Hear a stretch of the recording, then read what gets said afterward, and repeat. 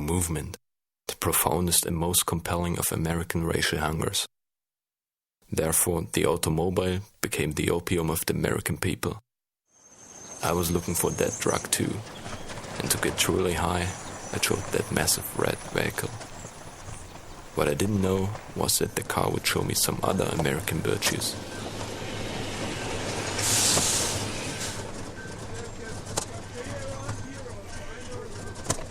Not around here. Everything around here is already closed down and everything.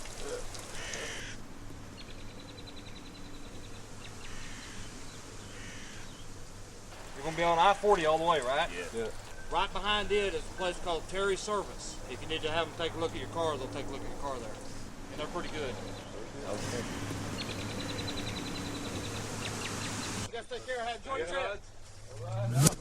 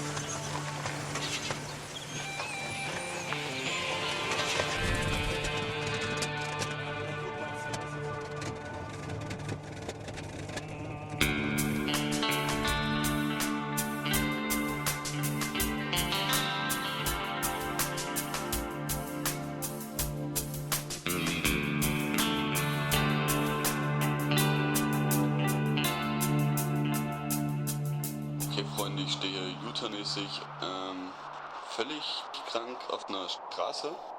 Hinter mir laufen die beiden Leute gerade und versuchen Hilfe zu holen. Unsere Karre hat völlig versagt, die Batterie ist alle. Der Auspuff war kaputt, wir haben uns gerade bis hierher geschleppt und hatten aber, wir dachten halt, dass hier die Route 66 ist oder so. Ja und ja, mal sehen, was der Tag noch bringt.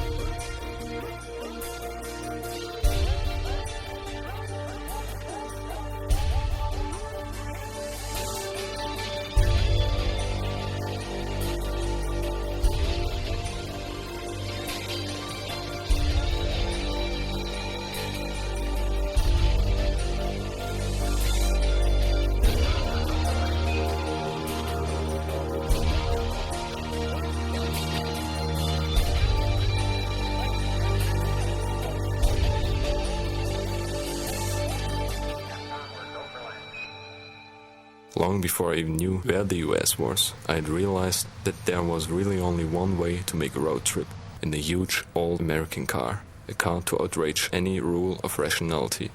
From a land where two leaders only referred to soda, the guys from Hollywood had provided the stereotypes. The sunglasses, the beer and the drugs. Route 66 sounded good too. So what I was looking for was one of the last American convertibles. And I found one in California. I left Germany for the States, then had the beast shipped transcontinental to the East Coast. I had only 3 weeks to get the car back to California. But first of all, I had to pick up my cameraman and my consultant at the Dallas airport in Washington, D.C.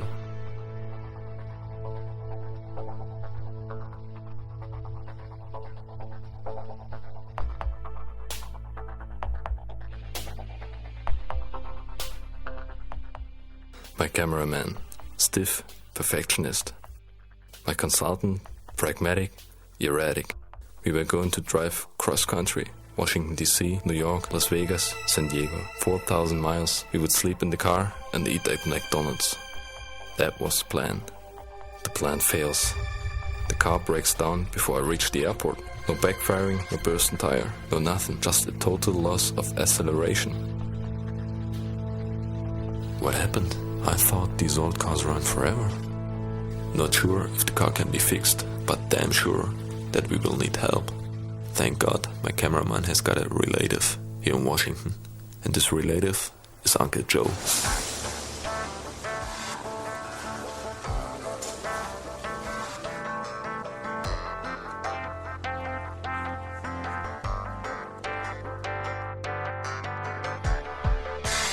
Joe has been living here since the time when our car was still in the Cadillac dealer's showroom. Time when responsible men were moved to tears just by looking at its beauty. Nobody will cry for our car. The only real concern is for the time that it will take in the dealer's garage. But for all that, while we sit in the felt seats of a Mazda and float through the capital, we know for sure that we will need that Cadillac. No Mazda, no Hyundai Pony, no. We need a car that sounds like an angry grizzly, with the hood the size of a king-size bed, and a trunk that could easily be converted into a jacuzzi. And God knows, we will not drive a car whose name sounds like an Asian venereal disease.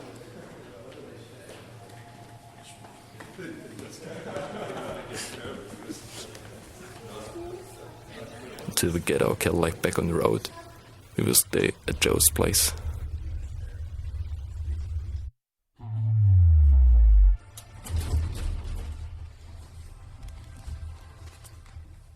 Whoa, Watergate. Joe ponders the problem with us. Stuck before we can even draw a single mile nearer to the west coast.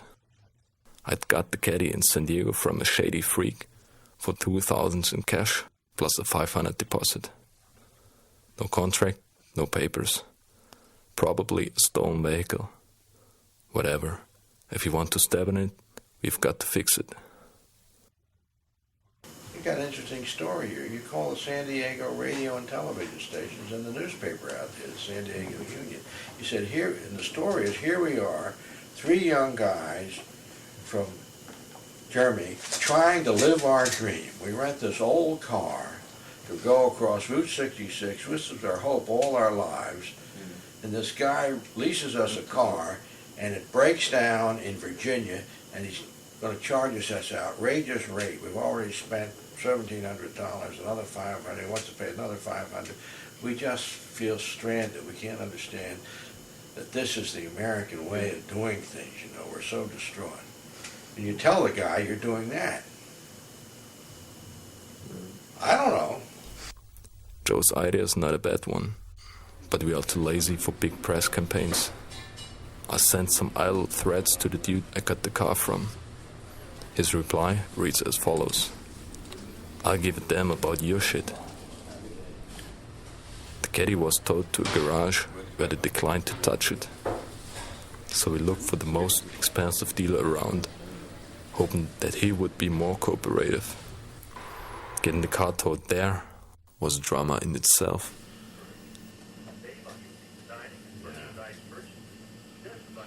All representatives continue to be busy assisting other AAA members. I knew that. Thank you for your patience. I knew that would Please happen. continue Monday to morning, everybody available calls. representatives. Monday morning.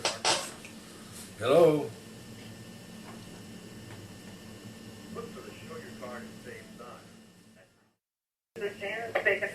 Hi, Janet. We have a car that we need towed from Lorton, Virginia to Alexandria, Virginia. Sure, are you there with the car now? No, Is anybody with it? not right now, but we can get over there How in long will it take you to get to where the car is? 30 minutes. Okay, then you have to call me back. I can't take a road call until you're within at least 10 to 15 minutes of the car. Because if the driver gets there before you do, it's a waste of call. He just leaves. So we have to call you 10 or 15. It's hard to get through to you folks, though. Is there another number other than... No, this is the number. Well, I've been on hold for 10 minutes. That's because we got 10 calls, 11 calls right now waiting for us to take. All right, so there's no way you can... All right, there's no phone within 5 miles of the place where the car is at. We don't have a cell phone. It's going to be awfully difficult to call you. Why can't I give you information now and you delay action I can't for 10 delay minutes? it, sir. When I take a call... Okay, your name is Janet. Do you have a supervisor, Janet? Sure do. Hold Put on, the please. supervisor on.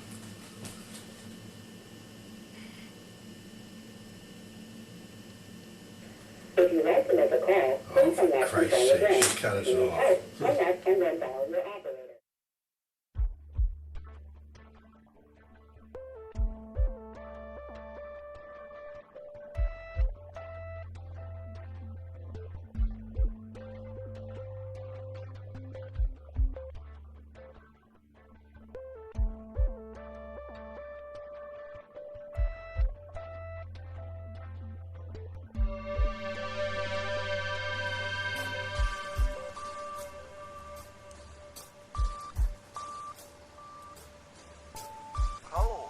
international operator.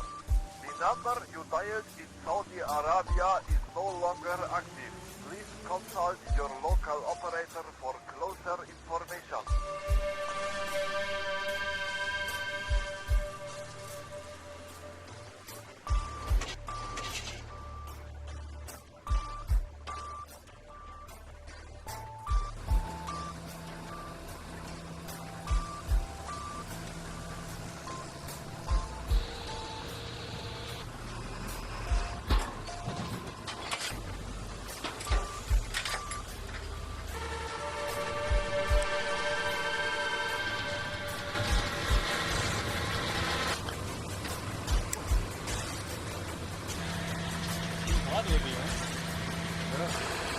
Our car had been towed to an authorized Cadillac dealer, but even there, nobody was willing to give a serious estimate about how long it would take to repair the monster. Every day that we spent without moving forward, we have to recover on the road.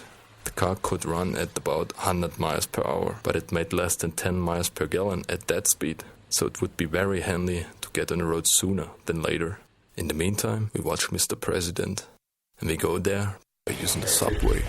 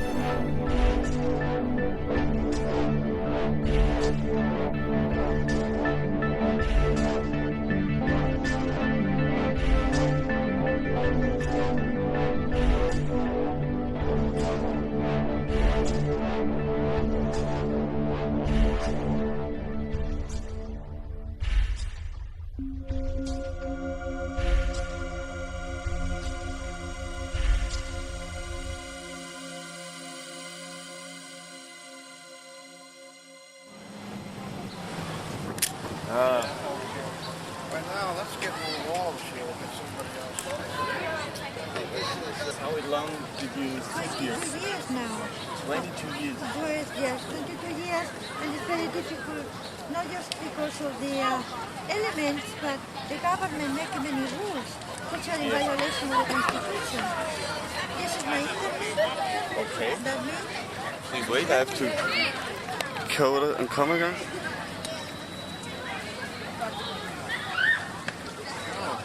Okay. Yeah, thanks. Is it from a German? Is it from a German?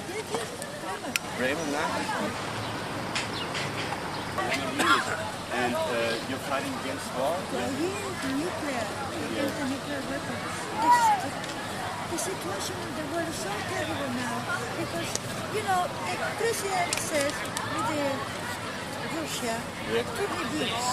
Reduce, no. We got to get rid of it. They will before they get rid of us.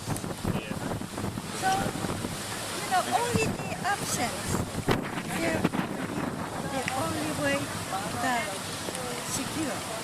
But nothing will secure. As long as it's there, like they say Chernobyl. Chernobyl is everywhere. Wherever there's a nuclear reactor, there will be another Chernobyl. A couple of weeks ago, they were here in the newspaper. So almost they have something very terrible here in the 3 Mile Island. So we don't want it. No more nuclear, whatever. Go to Iraq. The president said that he has a list of 179 nations what he considers essence of evil. Iraq, Iran, Somalia, Yemen, North Korea, Syria, everywhere in the world, including China, threatening China too, with nuclear bomb. That man is out of his touch. Therefore, we have to stop because the evil is right here. Why, we have too much conflict in Israel and Palestinians.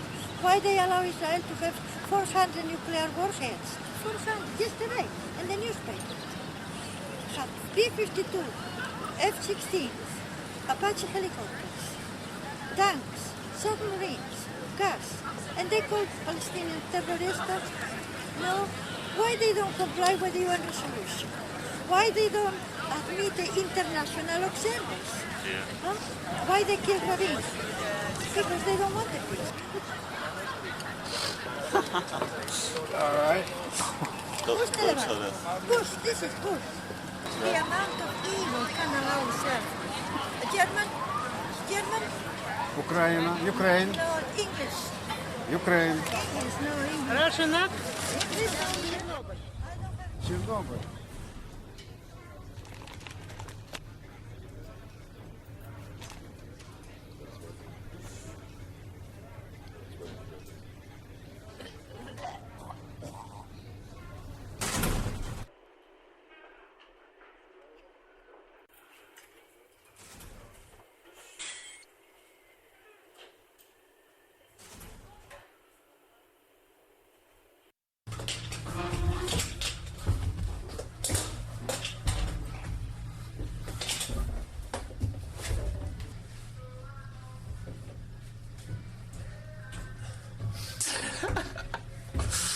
Hast du deine Schuhe ausgezogen, oder? Wo geht das lang?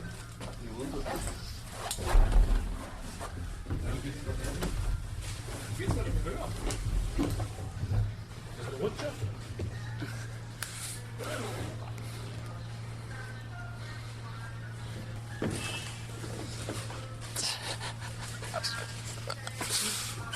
Ey, du siehst übelst gut aus.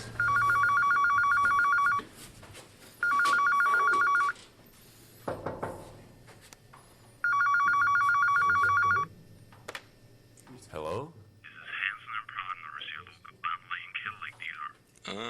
Sir, you can pick up your Cadillac. Don't forget your credit card, please.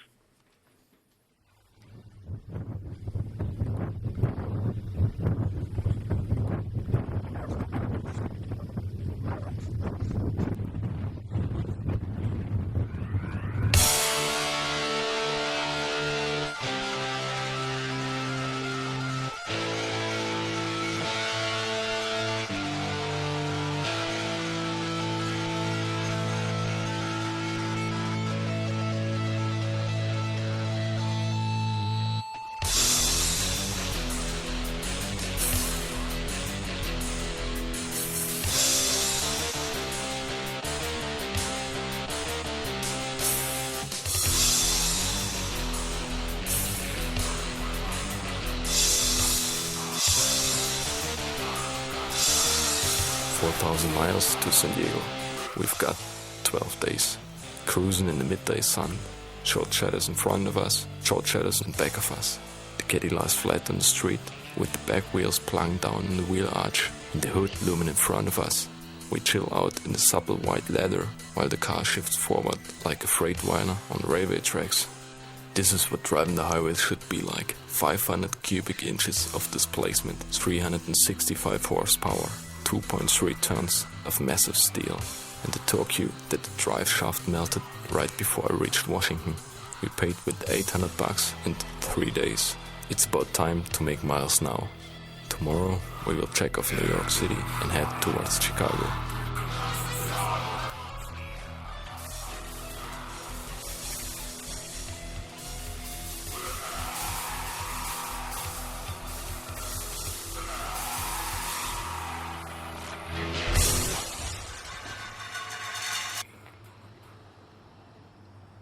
First night on the road.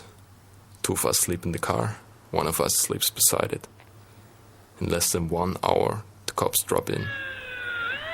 But not because we had hit a school bus yesterday.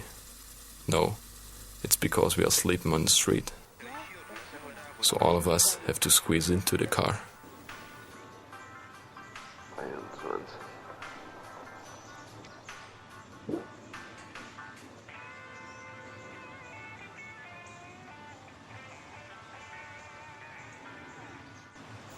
Next morning, the battery is down. Again, the cops show up immediately. Instead of jump-starting the car and getting us back on the road, they tell us to put the camera away. Can one push-start a car with automatic transmission? Can one push-start 2.3 tons? Will the jumbo start up suddenly and shatter half a dozen compact cars before I get control over the waste violence of that monster? We will need a jump-start. 2 hours later, we get help from an Asian. It was about time. The cops show up again.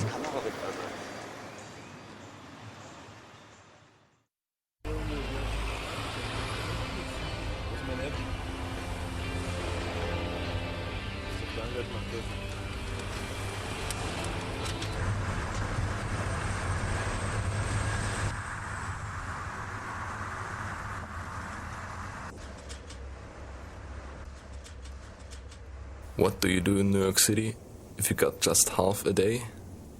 Usually there are no answers to the real important questions. But I was asking anyway. There was no answer. But everybody said, don't drive your car in Manhattan. So we parked the car outside and ferry across the Hudson River.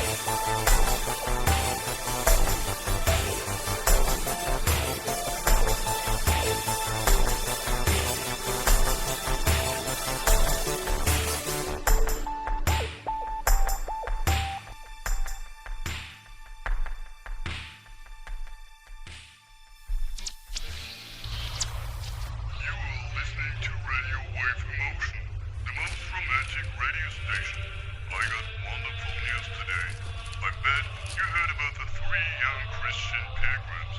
I heard they are on the quest for God. They are traveling our peaceful country, searching for the Jesus Christ in all of us. So if God let your ways cross, you may hand them a Bible. And now, my untroubled listeners, let us pray a chaplet for them.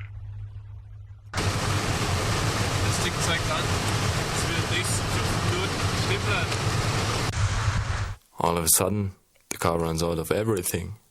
No power steering, no brakes, no nothing. We run out of fuel. We roll out in front of a driveway.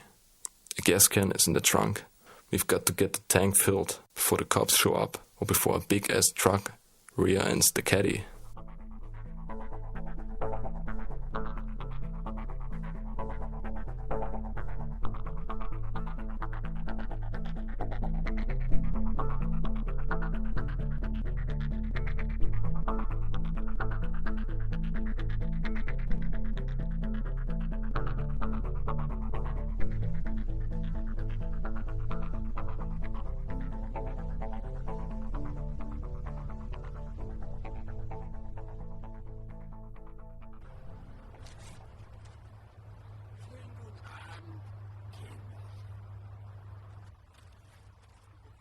Americans are cheerful souls. If you drive at half speed in front of an American, he will follow you for hours without thinking about passing or even honking. Or he will pass you, then ask if you need any help.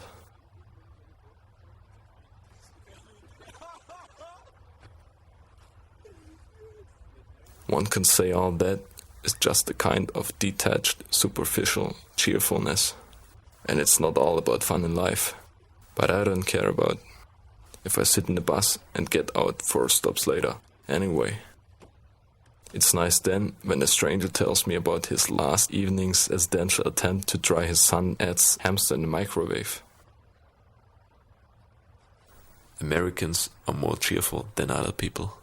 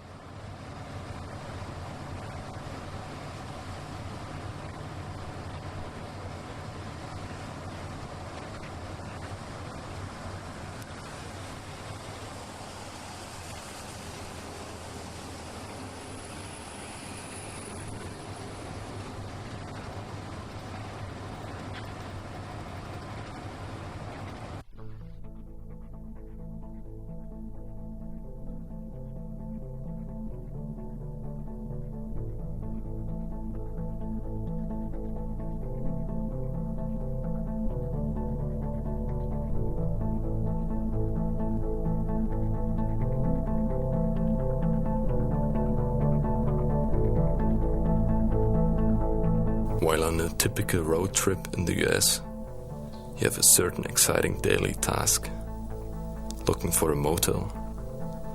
About an hour before sunset, you start watching out for signs, ads or buildings in the typical style of a motel, which at any other time of the day just pass by without ever being noticed. The cheaper the look of the advertisement and the more tachier the facade, the better. The most original sleazy motels are the private ones, which, at least along the main interstates, are by now almost totally displaced by the established brands. By and by you get a feeling where to look for the original private motels.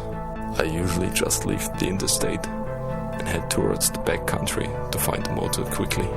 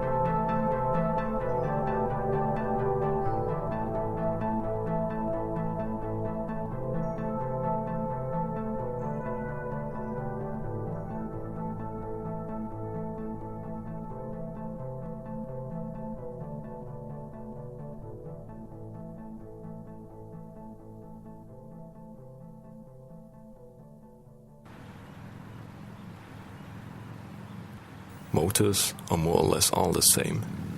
1 or 2 stories, a door, and mostly left beside it, a window. Below the window is where the air conditioning has been installed, and it's usually so unbelievably loud that you can either sleep using earplugs, get drunk and pass out, or not sleep at all, because you forgot to ask for a non-smoking room. So therefore the window cannot be opened. After you draw lots to see who the dumb ass will be, who gets to sleep in front, and who also will be the one who gets steadily provided with ice-cold air from the AC, get the remote control and check the channels. Cool, HBO, or where is that damn weather channel? Finally, you take a look at the bathroom. You will find a bathtub almost always, even in the cheapest motors, although nobody would take a bath there. Oh, to enjoy an expensive red wine and read a good book by candlelight whilst laying in a yellow tub whose shower curtain hangs by its last 2 rings in front of you. Actually, they are pretty much equal, but every motor has its own certain individual characteristic. And while you are driving in the dusk, you are already wondering if you will walk down a red plush carpet tonight, and if the indoor aerial will fall off in the middle of the NBA playoffs again. But despite these little surprises, you can always take 2 things for granted. The distance between your bed and your car won't be more than 3 meters. And your dresser drawer will contain a Bible.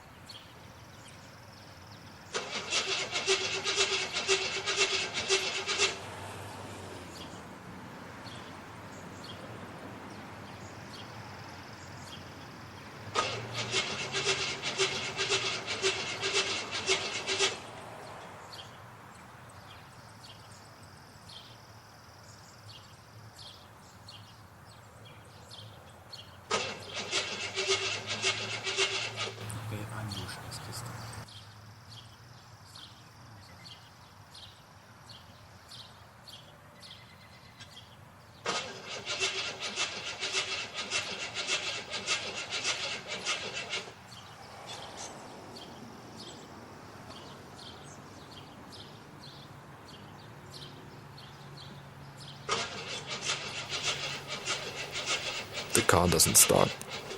The motor manager helps out with his Mitsubishi.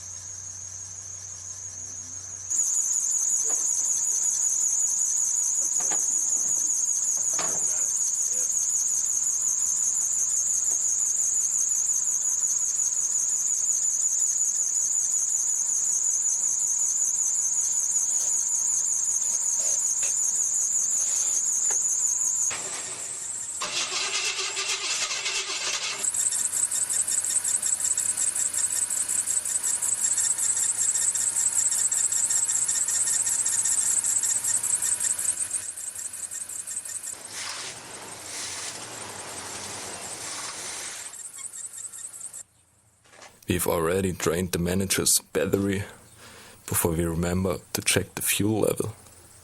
We've run out of gas.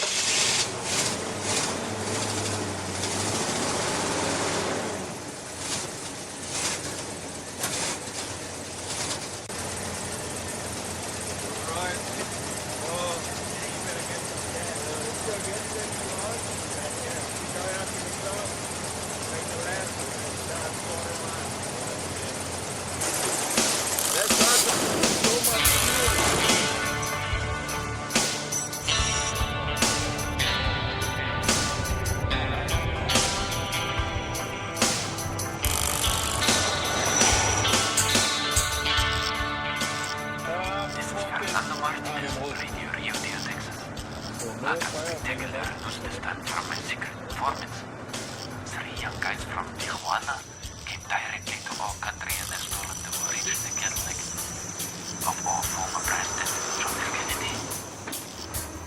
Rumor says that they changed the color of the car. So if you see three suspicious Mexicans, call me and tell me the exact color of this car.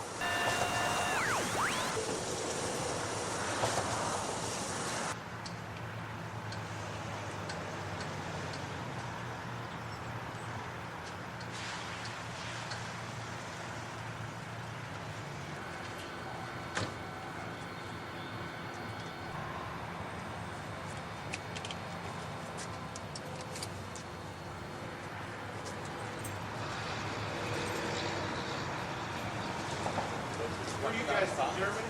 Good. Huh? Yes. What are you doing there? We rented the car. Oh, this is a rental? Yeah, something like a rental car that my rented. I was going to say, when you get ready to go back, if you want to sell it, I'll leave you my number. The owner of the car wants to sell it, I think. I'm from right here, so the car's going back to... Yeah, the car is going back to...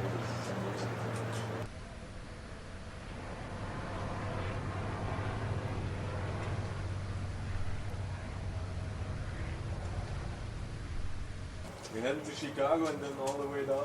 Stay out of the casino. All right. Yeah. No, I just thought maybe, I could bust up a deal on it if you guys wanted to sell it and leave.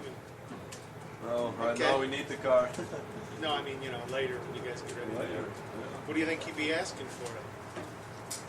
I have no idea how much he wants for a car. It's in a better, the motor and brakes and all this stuff's in a better shape than it looks like. I can tell. Otherwise we wouldn't drive the car.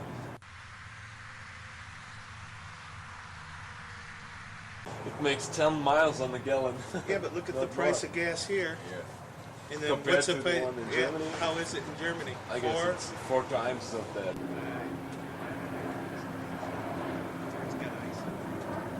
But no, I haven't had it.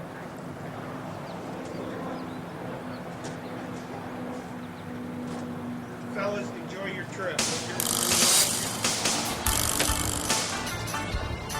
Careful.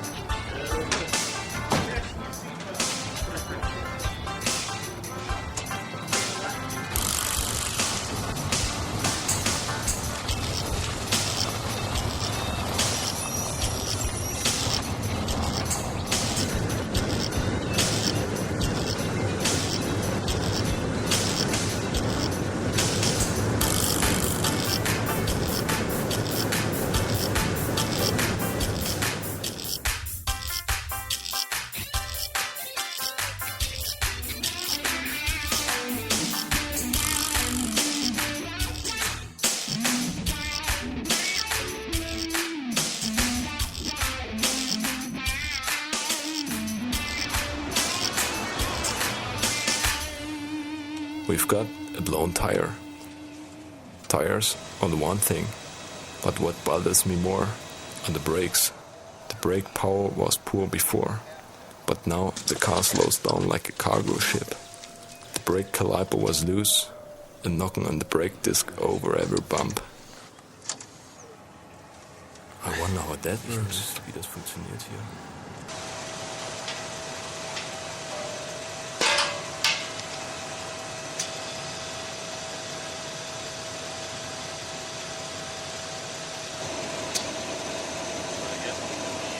Try the other tire and try to get to where you're going. And if you have to, you can put that on. Yeah. Take it to Bristol. Yeah, so it's 6 miles down the 80 and then in Willenboro? Middlebury. We go off. Is the exit called Middlebury? Or? Yeah, right. It'll be the 107 mile marker. Just run real slow. And stay off on the berm of the road or something. Don't get off the track and get yourself damaged. Okay, can we go that way or is this No. street? You go around the cone. You go around the cone here and then up. You see where it says Ohio? Go that way to Middlebury. The other way goes to Erster. And Miller Tire Shop is in Millbury. Yeah, they're 24-hour service is what she was telling me. Okay? Okay. Whoa, man.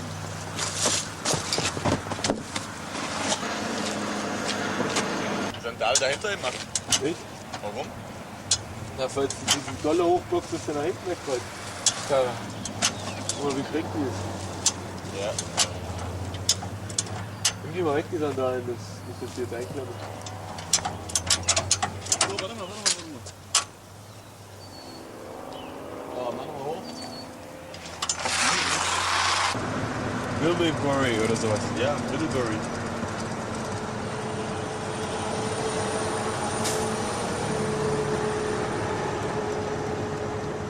Ich habe vorhin schon überlegt, an der Restaurant anzuhalten, um nochmal zu gucken. Hast du da auch nicht gemacht, um die Spannung ein bisschen zu erhöhen, oder? Ja.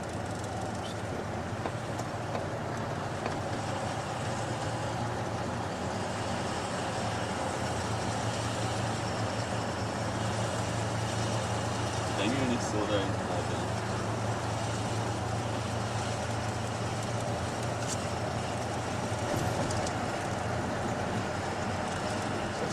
Scheibe gespielt.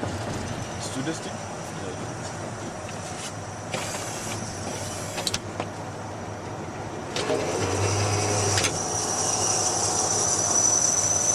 Das reicht aber so.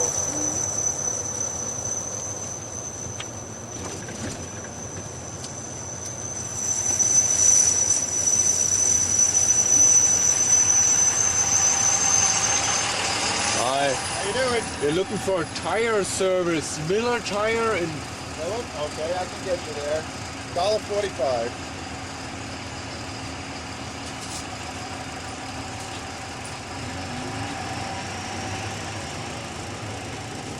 $1.45, that's 2, 3, 4, 5. Thanks. You get to the stop sign, make a right turn, and go south all the way down about 7 miles. You'll see McDonald's on one side and they're right across the street, Miller Tire. Oh, okay. Thanks a lot. Can I have a receipt for that? Thanks a lot. Have a good day. Bye-bye. Yep.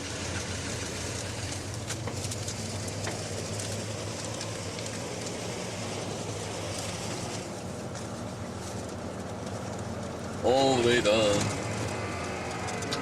to McDonald's. Sehr gut, Maler. Jawohl.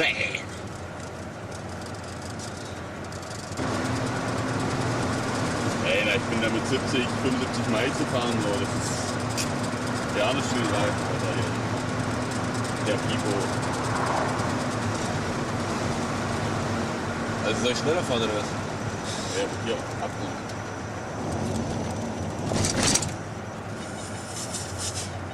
Da willst du was sehen oder nicht? Risk no fun. All the way down to McDonald's. Hold it, hold it. 2,000 miles. Yes! Was das? Die sind nicht ganz dicht, oder? Die sind echt nicht dicht. Das Ding fliegt in der Gegend rum. Ballern hier lang. Die sind damit so überholt. 80 Meilen eben. Hast du dort? Da bist du fett. Easy Rider kam uns gerade entgegen. Peter Fonda höchstpersönlich. Mr. America.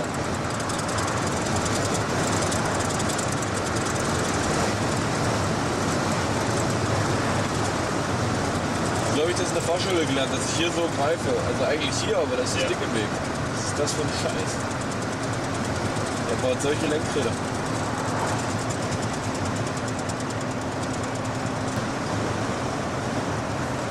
Check mal deine Lippen nochmal.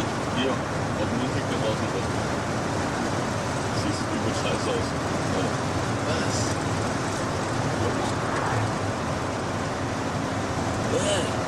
Nimm die Hände ans Steuer, Alter.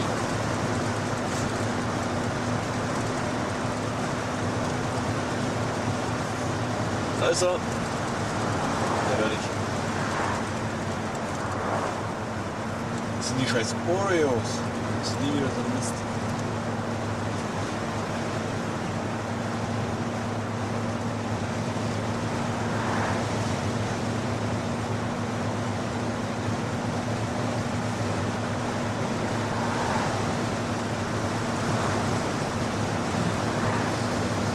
sagst du mir jetzt mal so nebenbei? Das kann nicht wahr sein. Ich war die ganze Zeit auf der Kamera. Ob bloß mal echt gut aussehen wollte. Das kommt nicht wahr. Also McDonalds Augen aufhalten. Wie verbacken? Das sind noch 3 Meilen da.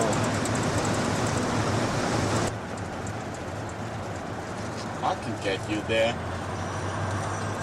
Sure, man.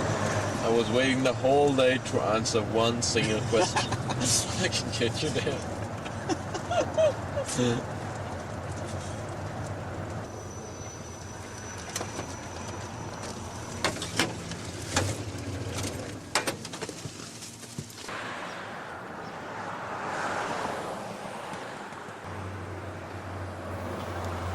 Miller Tire.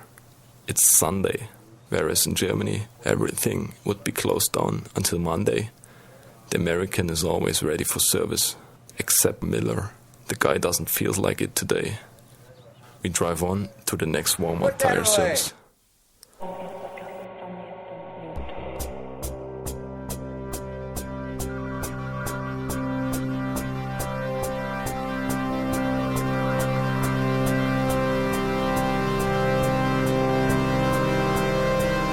Walmart. They install a new tire. It's about time to make an oil change too, but they refuse to touch the motor. It's leaking, they tell us, and we wouldn't make more than 500 miles on it. The mechanic advises us to refill the oil frequently. Oil, which is as cheap as drinking water here.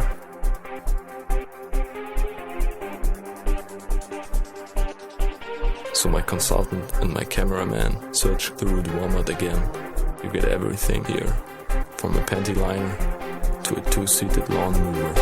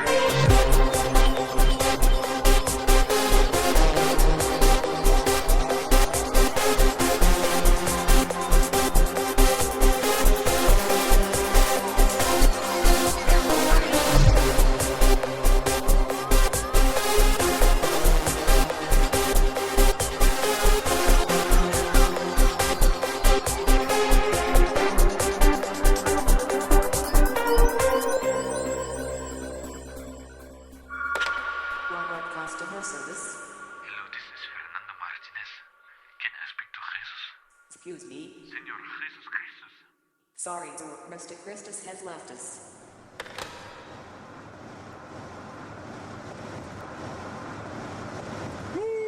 And Bosco San Bernardino.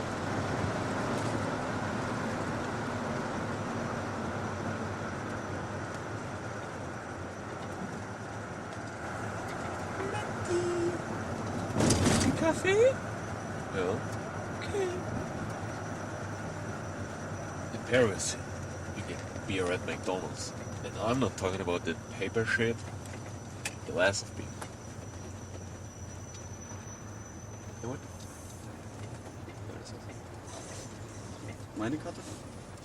Ja. Oh, muss sofort erstmal losrennen.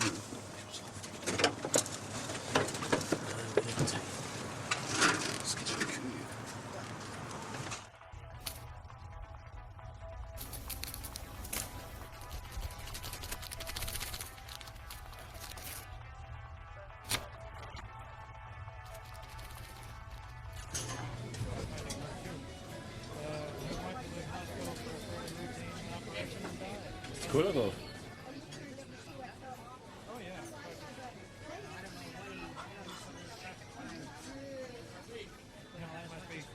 Ist Cola drauf? Ja, die ist mit drauf. Cool. Und noch bis du stehen bleiben hier.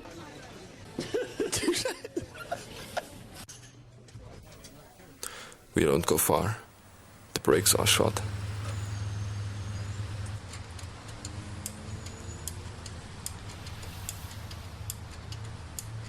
The next parts store has the required bolt for a 74 Cadillac Eldorado brake right behind the desk, just waiting for us to buy it.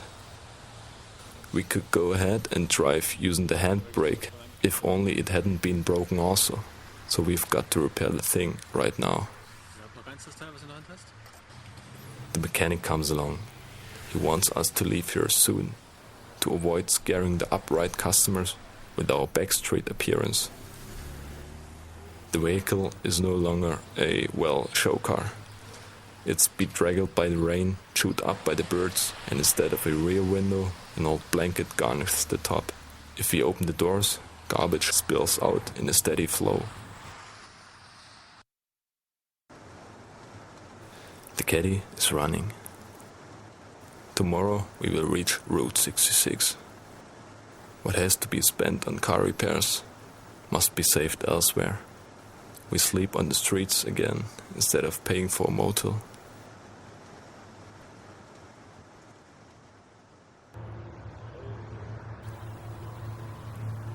We spent the night in a white trash neighborhood less than 100 meters from the interstate, where the trucks passed by at 80 miles an hour.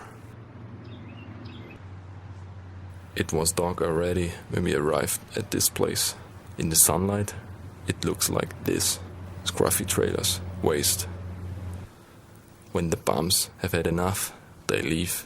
What's left is the garbage. Up until dawn, we had been expecting to get a visit from some boozed-up rednecks in a pickup full of weapons and enraged dogs. We pack up our tent and leave. Americans live in their cars, and they eat there. For that, you need cup holders. Nowadays, new cars will be judged by the number of cup holders they have. If you watch advertisements, you will find that the number of cup holders seems to be as important as the number of cylinders or the vehicle load capacity. Modern minivans like the Chevy Venture have up to 17 cup holders. Above all, that could be the reason why our car has no longer been seen on the American highways, a missing cup holder. Although, if nearly everything on the car is powered, antenna, windows, seats, locking, trunk or the top, in 1974 even Cadillac wasn't thinking about cup holders. With a little luck, you might get a student of history at the Burger King counter serving you, and he might hand you one of these plastic mobile cup holders along with the order. In this case, you will forgive him the phrase, "Is a Pepsi okay?" when you've asked for a Coke. I get a combo number 1, king size, with a Coke. Would you like cheese on your sandwich? Yep. Hey, friendly. Hi. Hi. We got it. There you go. Thanks a lot. And we got king and a large. There you go. And there you go. Thanks a lot. Have a good day, guys. Bye-bye.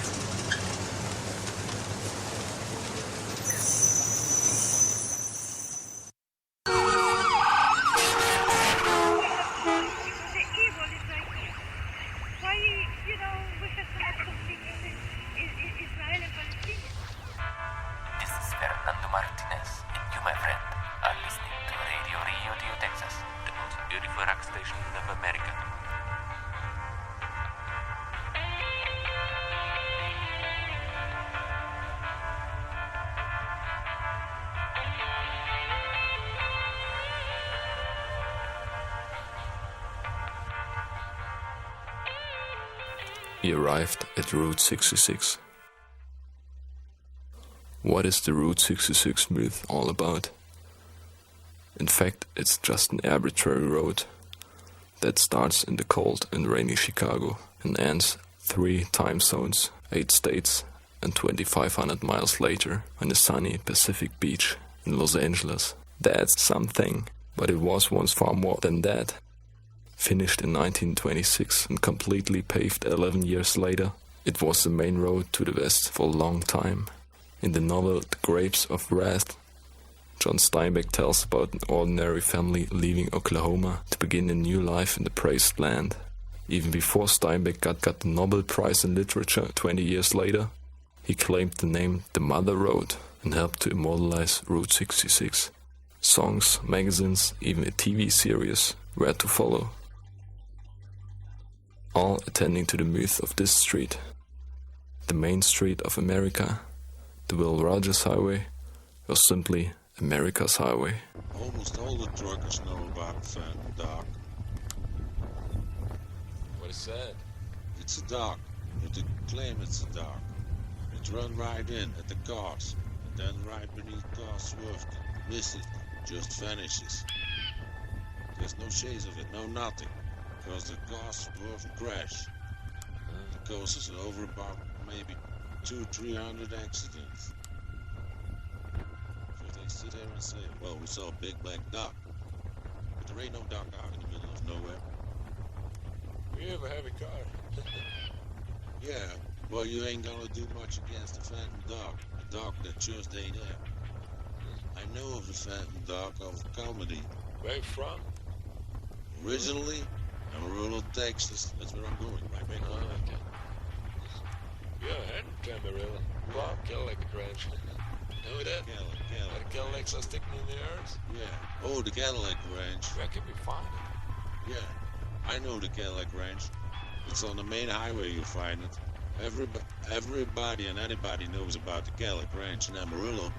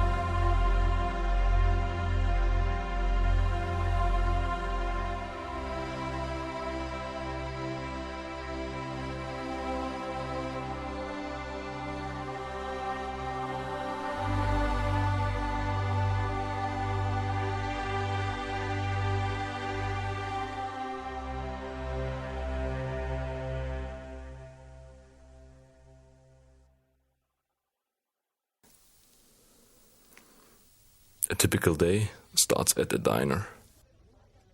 With toast and coffee, refill for free.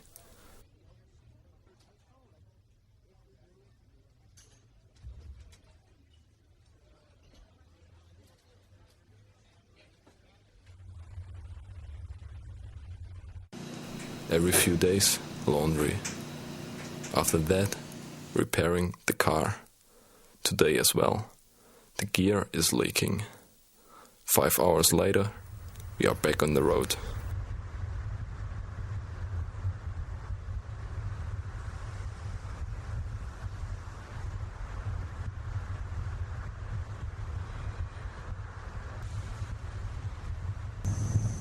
The landscape grows increasingly more western in appearance.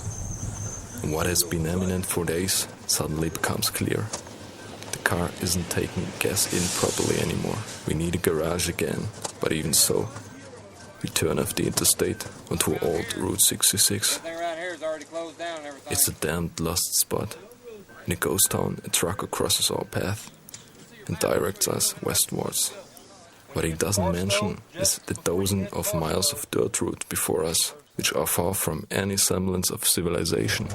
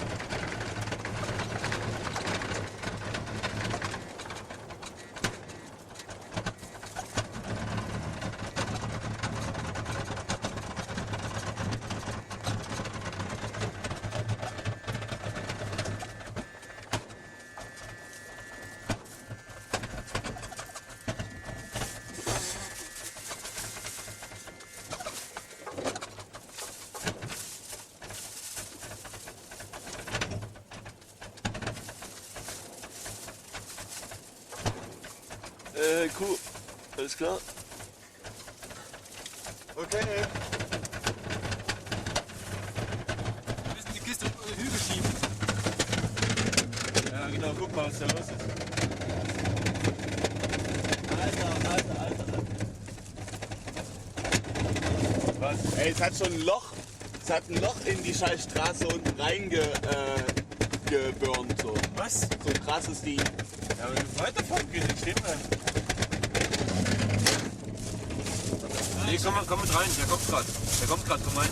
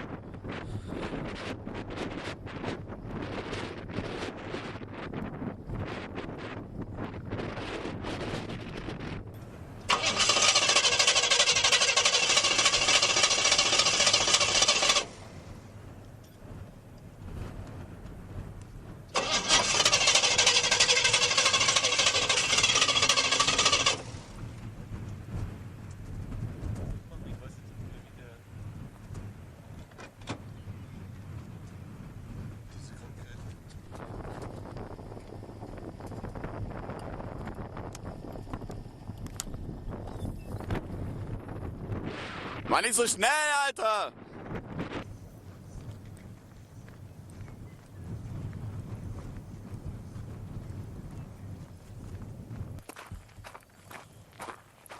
Du musst mit schieben.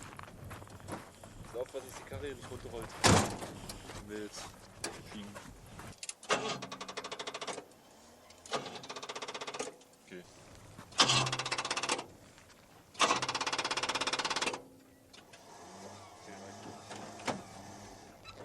Wie wollen wir das ganze scheiß Gepäck wegkriegen, Mann? Okay, Freunde, ich stehe hier U-Turn-mäßig völlig krank auf einer Straße. Hinter mir laufen die beiden Leute gerade und versuchen Hilfe zu holen. Unsere Karre hat völlig versagt. Die Batterie ist alle. Der Autokoffer kaputt. Wir uns gerade ein bisschen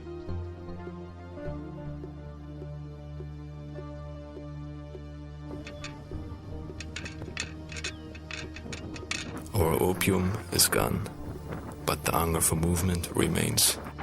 Your experience tells you that something will happen. You don't know what, but you sense that you will pass that place again. Maybe you will meet people. You don't know what type of persons they'll be and why all this happens, nor what for. But you can feel that sense of freedom in you. The freedom that lets you do anything your imagination can picture. You will reach some point and you will go further.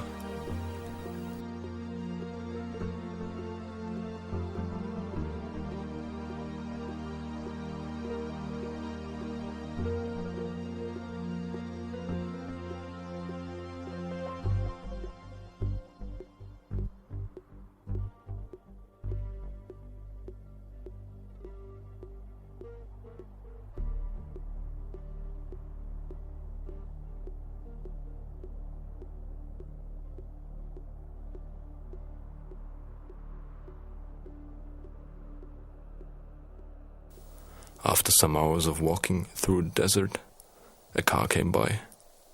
An old lady picked us up and drove us to her ranch. We returned with her son to our car.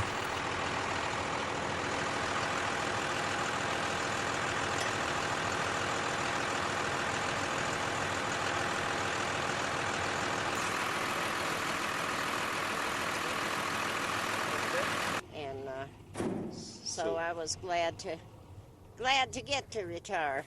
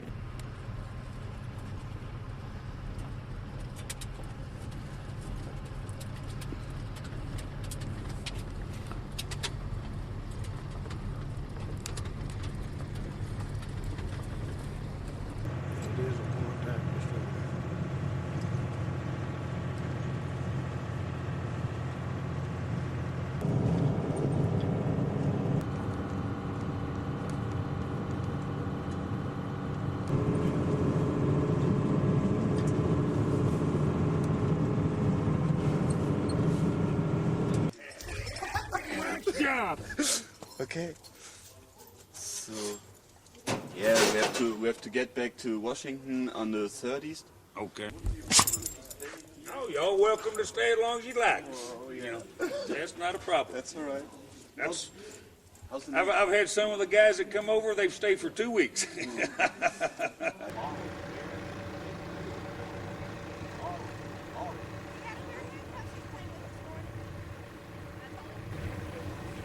Rocket launcher and a flamethrower. Well, of course, all the small stuff. Yeah, stuck for Germans.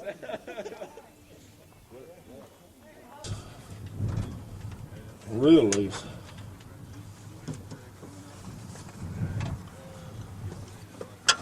So it's and then the buffalo hunters. All of this. You know they sold the skin. What can we do about that? Well, we have to try to find another one. That's why the Indians.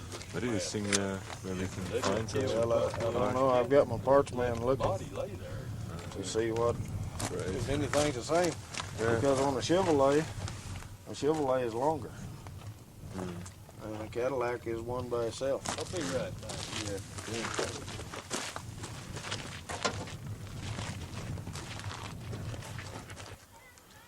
You boys are lucky you broke down here, because this guy can fix anything. Well, yeah, we are lucky. How you doing, Sonny? Well, hi there. How you been? Oh, I don't know. Up and down like all old men. Make yourself at home. You can stay as long as you like, our host Rick says. This is exactly the scenario I was thinking of. Nothing matters anymore. If the trip will end here, we will be fine. It would be worth it. Our certain reality is so far at this place. The situation is so surreal that it feels like heaven. The bushing in here is gone. Right inside here. You can see where Where'd y'all broke down yesterday? Oh, just now. Crossways in the road down there. Oh, crap. This used to be an old Indian campground, though. You can go down here and find maybe some airheads and stuff right down here. Huh? You know. It's Comanche land. Yeah. It's pretty cold for a summer day, isn't it? Yeah, yeah. But I'm not bitching because it's normally hot as hell, you know, so, yeah.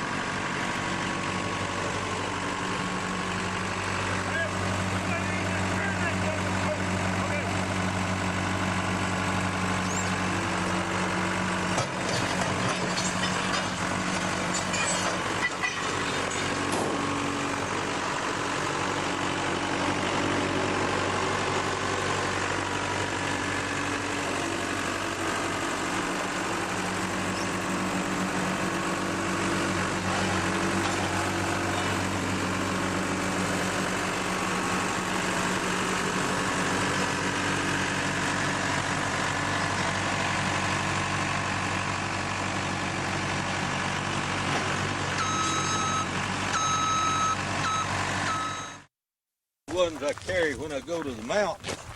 Wow. And you made that once? Yeah. You made this one? How do you make that?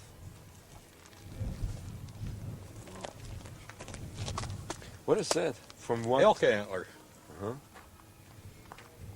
Okay. And how do you make? Can you buy that at steel or? Yeah, just buy the bar of steel and whatever size I need, and I got patterns. I just lay it on the steel and then cut it out and then grind it. I don't do any forging, you know, nothing with a hammer. The stainless steel, you can't forge it anyway, but it's better steel. Okay. It's pretty sharp. Yeah, I carry that on one side and my pistol on the other whenever I'm up in the mountains where the bears and all that stuff at.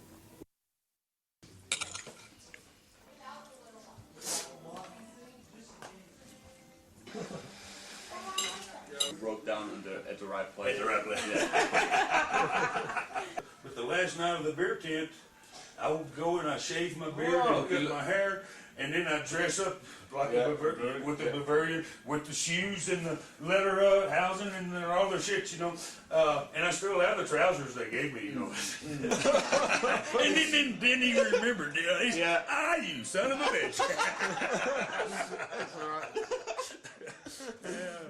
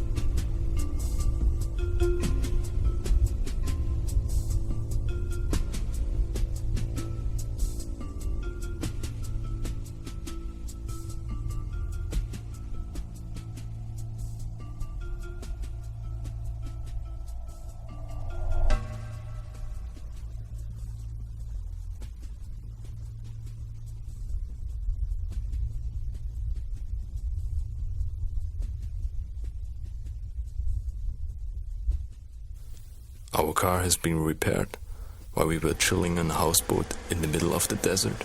Spare parts have been picked up in remote cities. A new exhaust pipe has been welded and the ignition repaired.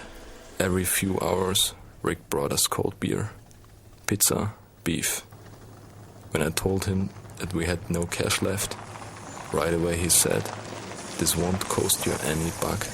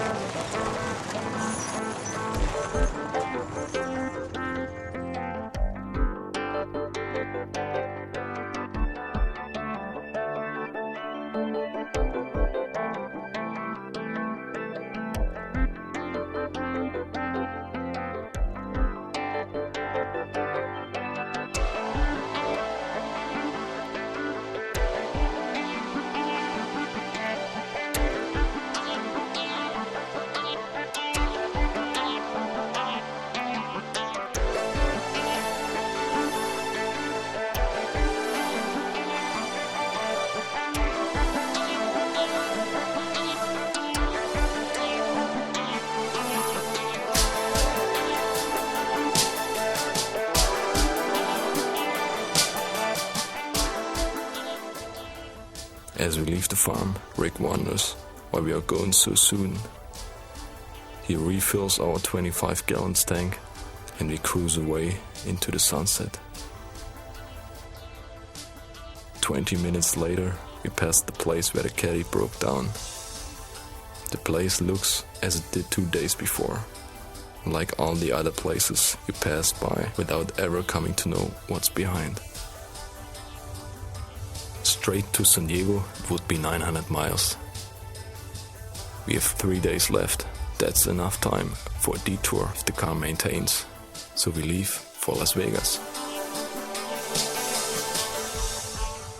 It's dark and the full moon is shining through the clouds. The street follows the mountain wasteland. You can see a chain of cars for miles.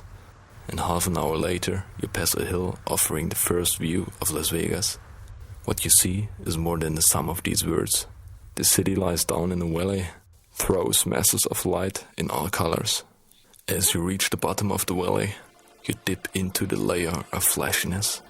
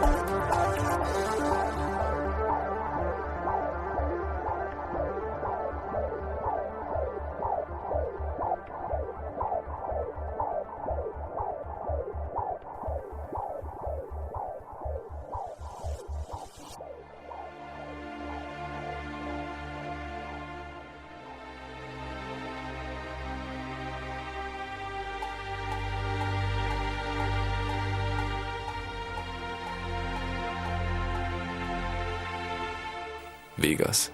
If you arrive from the west, traveling through the wasted desert country, you strive for modern comforts long before you reach the city of entertainment. If you travel like Hunter S. Thompson, in an American convertible with the trunk full of drugs, at the very least the sun will parch you dry in the Death Valley, whether you sip on either or not. You're still in the desert when you pass the first gas stations in Nevada, and you get a taste of what is to come. A good dozen locals are sitting in front of one-armed bandits, even if there are no houses in the neighborhood. You see them staring at monitors, making repetitive motions and uttering some sort of emotions from time to time.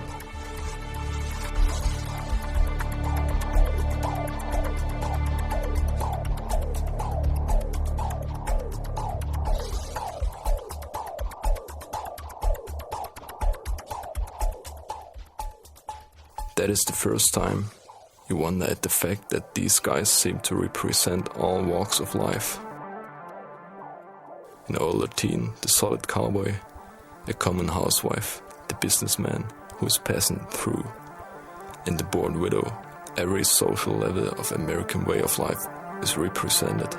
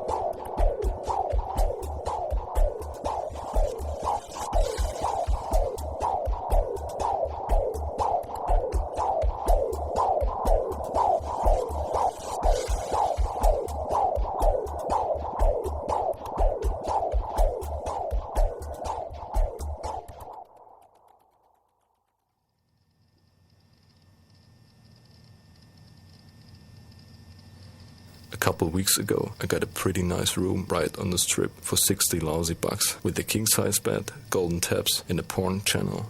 Today, they are charging $200 for it. That's Las Vegas. They take whatever they can get. There is no room for things like permanence and solidity.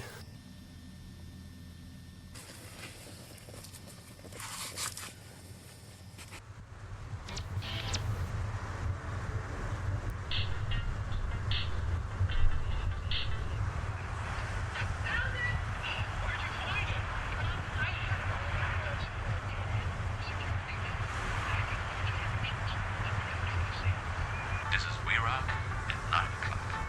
Down the hall, Blitz News Talk on your favorite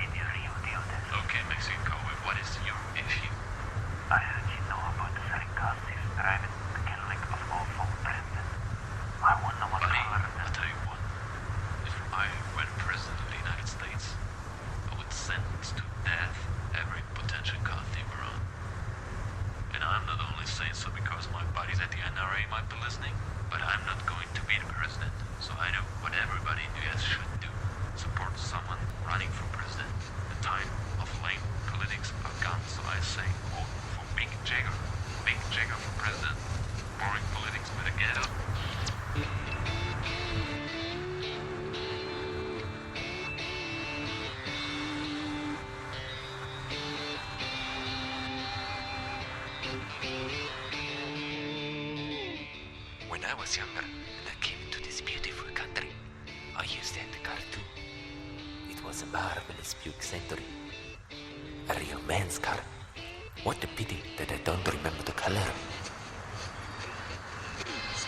In 1 split second, help me. His world will change forever. I wonder who made that videotape or I'll kill you. I don't know what you're talking about! The pipe fell off while we were searching for Hollywood.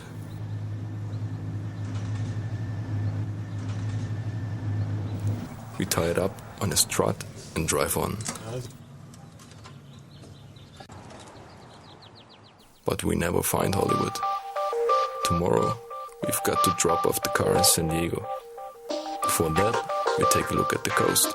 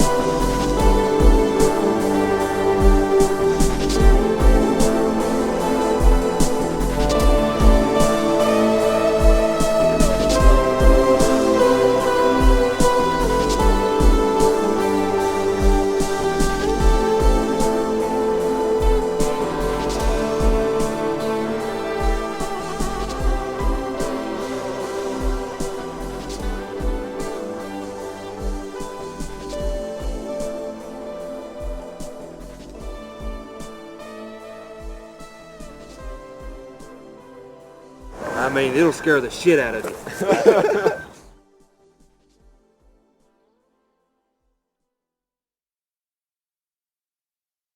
Wenn irgendwas nicht optimal war, sag Bescheid, dann machen wir das nochmal.